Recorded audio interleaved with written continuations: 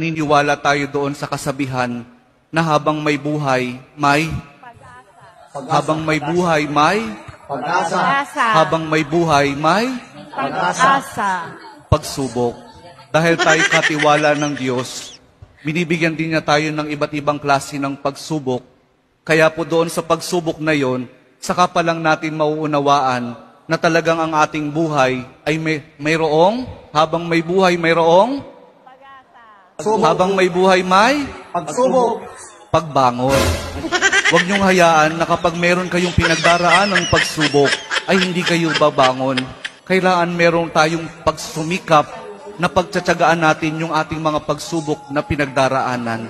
At kapag merong pagsubok at merong pagbangon, saka pa lang natin mauunawaan na talagang ang ating buhay, na habang may buhay, may Pagbangon. habang may buhay, may Pagbangon. pag-ibig. Ang pag-ibig na nagmumula kay Jesus lamang sa ating mahal na poong Jesus Nazareno.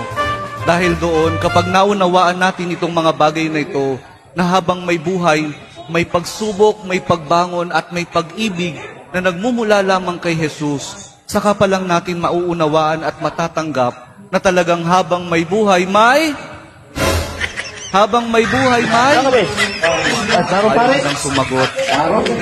Pag-asa.